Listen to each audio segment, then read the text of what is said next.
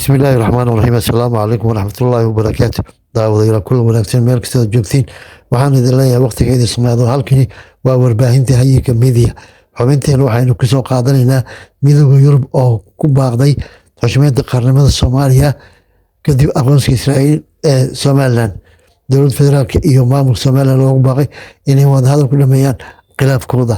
Afhayeenka arrimaha siyaasadda ugu qaabilsan ururka midowda Yurub Anora El Anoni ayaa ku baaqay in la xushmeeyo madax banaanida Soomaaliya kadib markii ay Israa'iil bishii December 2020 u aqoonsatay gobolka waqooyiga Soomaaliya inuu yahay dal madax banaan. Qoraal afhayeenka soo saaray wuxuu si cad ugu muujiyay in dowladaha ku midaysan midowda Yurub ay xaqiijinayaan muhiimadda ay leedahay in la ixtiraamo midnimada, madax banaanida iyo wadajirka dhuleed ee Jamhuuriyadda Federaalka Soomaaliya iyadoo la raacayo dastuurka Jamhuuriyadda Federaalka Soomaaliya, ahdiga midowda Afrika iyo kan qaramada midoobay. Afhayeenka waxaa kale oo qoraalkiisa hoostiisa kaga xariiqay inay tahay dhowrista midnimada Soomaaliya furaha nabadda iyo deganaanshaha guud ahaan gobolka Geeska Afrika.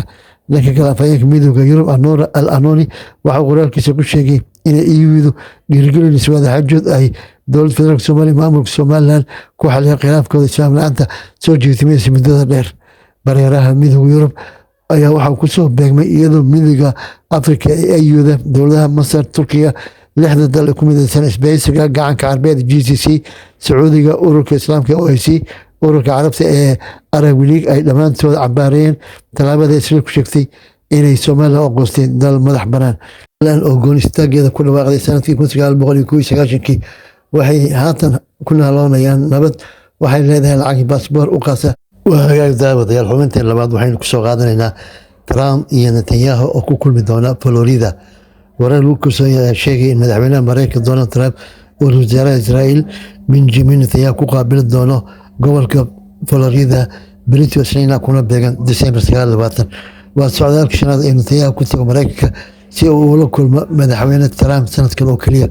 kulanka labada mas-uul ayaan si rasmi ah loo cashaacinin madasha rasmiga ah oo ka dhici doono, iyadoo lagu soo koobay kulankooda ka dhici doono gobolka Florida oo ku yaala koonfurta bari ee Mareykanka, dacalkana ku haya badweynta Atlantic iyo gacanka Mexico. Meel ka tirsan maamulka Israa'iil ayaa u sheegay kooxda wararka AFP in booqashada Netanyahu kusoo beegantay xilli xasaasi ah, iyadoo Trump soo bandhigi doono tallaabooyin soo socda oo qorshaha heshiiska aan cagaha badan ku taagnayn ee Gaza, iyadoo maamulka Trump dhexdhexaadiyaasha gobolka ay ku holiyeen dardargelinta wejiga labaad ee xabad joojinta u dhexeysa Xamaas iyo Israa'iil. goor sii horeysay oo bilowgii bishan ah waxuu Trump u sheegay colka wararka tabiya inuu Netanyahu ku qaabili doono Florida inta lagu guda jiro fasaxa Christmaska. dhanka kale, wargeyska Israa'iil ka soo baxa ee lagu magacaabo Yediot Aharonot waxuu bishan December 9 qoray inay Trump iyo Netanyahu ka wada hadli doonaan arrimo badan oo quseeya mandiqada bariga dhexe oo ay ku jirto xaaladda Iiraan, wadaxaajoodka Israa'iil iyo Syria ee heshiiska dhanka ammaanka, xabad joojinta ee Israa'iil kula jirto ururka Xisbullah Lubnaan iyo heshiiska Gaza. waxaa kaloo uu qoray inuu ajendaha Pixar kaga jiro kulankaasi uu ku xiriirsan yahay dib u dhiska Iiraan ee barnaamijkeeda nuclearka iyo awoodaha gantaalada balastikada.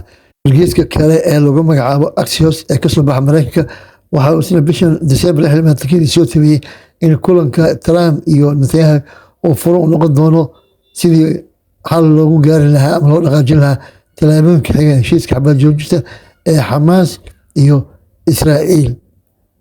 toddobaadkii la soo dhaafay, warbaahinta Israa'iil waxay aad wax ugu qorayeen barnaamijka nuclearka ee Iiraan iyo awoodaha gantaalada balastikada. Netanyahu wuxuu door bidayaa in Trump ka wada hadlaan arrimaha Iiraan oo uusan doonayn in laga sii hadlo arrimaha Gaza maadaama ay ku soo foolleeyeen doorasho oo doonayo in mar kale kursigaas uu kusoo laabto. bishii Juun ee sanadkan waxay Israa'iil duqeymo la beegsadeen xarumaha nuclearka iyo militariga Iiraan iyo dhismayaasha la degan yahay. Israa'iil ma aysan mahadin duqeymahaasi kadib markii ay militariga Iiraan ay diyaaradaha droniska iyo gantaalo ku asqaysiiyeen Israa'iil, waxaana labada dhexmaray dagaal socday muddo 12 maalmood ah, iyadoo militariga Mareykankana uu ku soo biray dagaalkaasi oo ay Israa'iil ka taageereen sidii loo duqeyn lahaa xarumaha nuclearka ee Iiraan.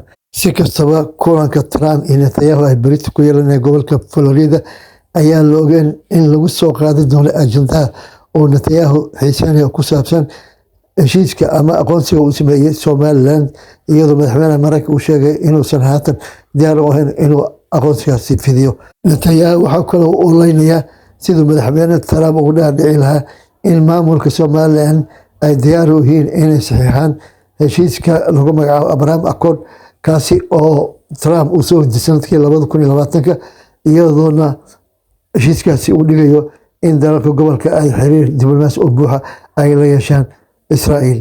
Wadayaal waxaa intaas noogu dhan xubnihii aan idinku talagalnay. ilaa kulanti dambe waxaan idinkaga tegaynaa. Wassalaamu calaykum waraxmatullaahi wabarakaatu. halkani waa warbaahinta Hayinka Media. nabaday mar kale.